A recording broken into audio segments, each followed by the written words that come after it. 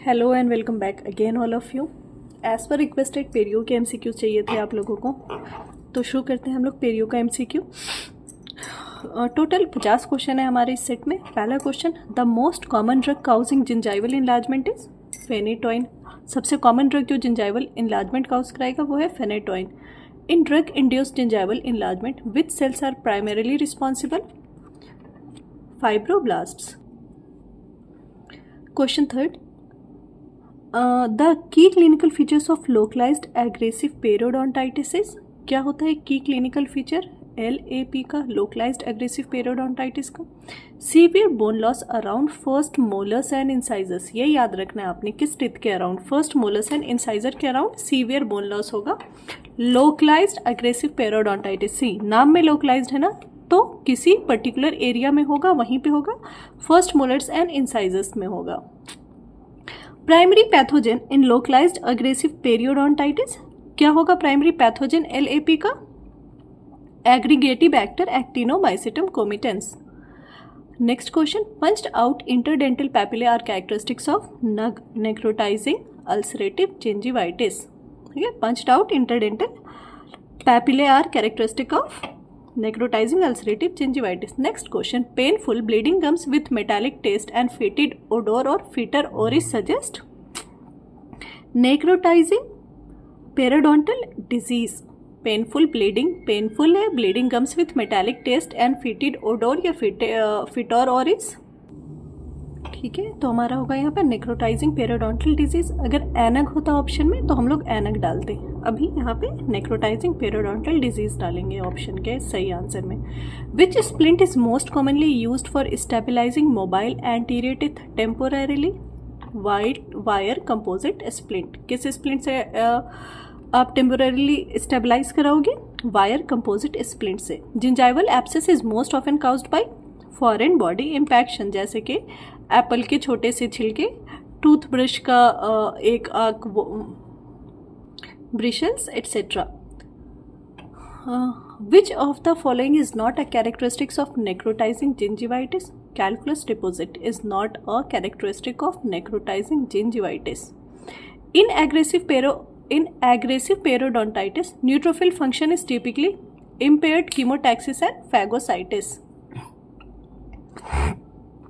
Drug-induced gingival overgrowth occurs mostly on facial and interproximal surfaces. Gingival fibromatosis is usually associated with hereditary cause, है ना? Gingival fibromatosis is usually associated with hereditary cause. The hallmark of necrotizing periodontal disease is pseudomembrane.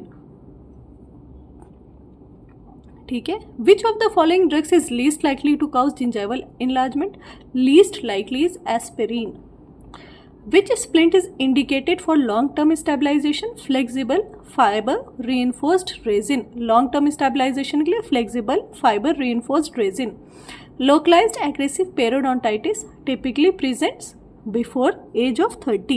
Localized LAP, localized aggressive periodontitis, typically presents before age of 30. Which host cell is involved in gingival overgrowth fibrosis? Fibroblast is involved in gingival overgrowth fibrosis. First line of treatment in nug is debridement and oral hygiene. nug में सबसे पहले हमें debridement and oral hygiene देना है patient को। Most common cause of periodontal abscess is obstructed pocket drainage. Periodontal abscess का सबसे common cause क्या है कि जो पॉकेट ड्रेनेज है ना वही ऑब्स्ट्रक्ट हो गया, ड्रेनेज नहीं हो पा रहा है। Next question, gingival enlargement seen in leukaemia is usually inflammatory होगा और हेमरेजिक होगा। A firm fibrotic gingival overgrowth suggests drug-induced enlargement. A firm fibrotic gingival overgrowth suggests drug-induced enlargement. Which antibiotic is most indicated in nug with systemic involvement? Metronidazole. Nug with systemic involvement में आप metronidazole दोगे। Periodontal splinting primarily serves to immobilize mobile teeth. ठीक है। Necrotizing periodontitis differs from nug by bone loss. Which feature is typical of generalized aggressive periodontitis? GAP, less plaque than expected. GAP में क्या होगा? Less plaque than expected. Gingival abscess is most often localized होगा, painful होगा. Splinting is contraindicated when there is poor oral hygiene. Most appropriate initial management of periodontal abscess is drainage and debridement. सही है. Which is not a clinical feature of aggressive periodontitis. Severe inflammation, इन सबों में से severe inflammation is not a clinical feature of aggressive periodontitis. Classic age group for necrotizing gingivitis, young adults. Cyclosporine induced gingival overgrowth can be reduced by switching to tacrolimus. जब आप cyclosporine induced gingival enlargement को कम कराना है आपको, तो आपको उसको switch करना होगा tacrolimus मेडिसिन से. Common predisposing factor of NUG is stress and immunosuppression. First clinical sign of drug-induced enlargement is interdental papilla का interdental papilla का enlargement होना is first clinical sign of drug-induced enlargement. Localized aggressive periodontitis typically has vertical bone defect. Localized aggressive periodontitis में vertical bone defect होगा. Which bacteria are found in NUG? Fusobacteria and spirochetes. Which bacteria are found in NUG? Fusobacteria and spirochetes are found in NUG. Periodontal abscess versus periapical abscess, इन दोनों में difference क्या होता है? Origin of infection का.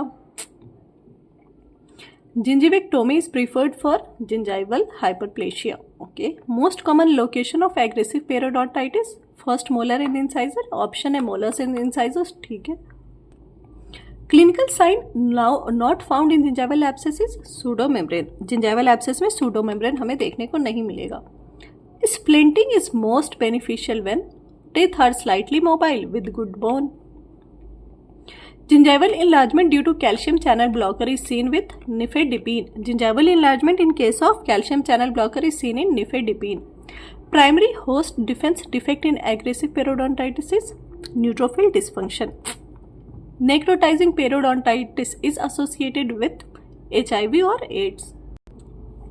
First site of involvement in NUG, interdental papilla. The first site of involvement in NUG is interdental papilla. Next question. Gingival overgrowth is measured by gingival overgrowth index. Treatment of NUG includes all except debridement, antibiotics, gingivectomy at first visit, hydrogen peroxide rinse. Gingivectomy at first visit is not a treatment for NUG. Which is not a drug that causes gingival overgrowth?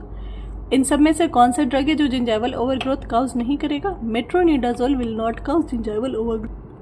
तो gingival overgrowth किन किन में हो सकता है? फेनाटोइन के case में, amlodipine के केस में, टैक्रोलिमस के केस में. Common features of periodontal and gingival abscess क्या होगा? Fluctuant swelling. Purpose of occlusal adjustment in mobile teeth, decrease trauma. Mobile teeth में occlusal adjustment क्यों करते हैं? So that bar bar trauma ना हो, मोबाइल टीथ का PDL और डैमेज ना हो, मोबाइल टीथ और ज़्यादा डैमेज नहीं हो जाए और ज़्यादा मोबाइल ना हो जाए.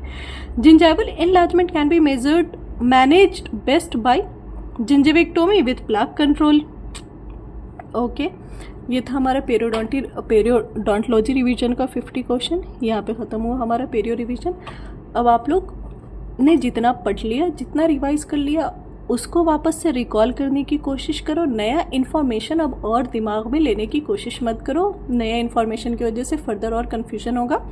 जितना पढ़ लिया आपने अपना 100% दिया है, बेस्ट दिया है, उसी को रिकॉल करो, रिवाइज करो and take proper rest. Fresh exam में जाओ और खा पी कर जाओ, सो डैट दिमाग में ग्लूकोज रहे और आपका ब्रेन प्रॉपर फंक्शन करे एग्ज़ाम के टाइम में. रेस्ट लो, स्ट्रेस मत लो, खा पी के जाओ. जितना पढ़ लिया है बस उसको ही रिकॉल करना. नए और कुछ इन्फॉर्मेशन का ओवरलोड करने की कोशिश मत करना. Thanking you, signing off here. All the best to all of you. Thank you.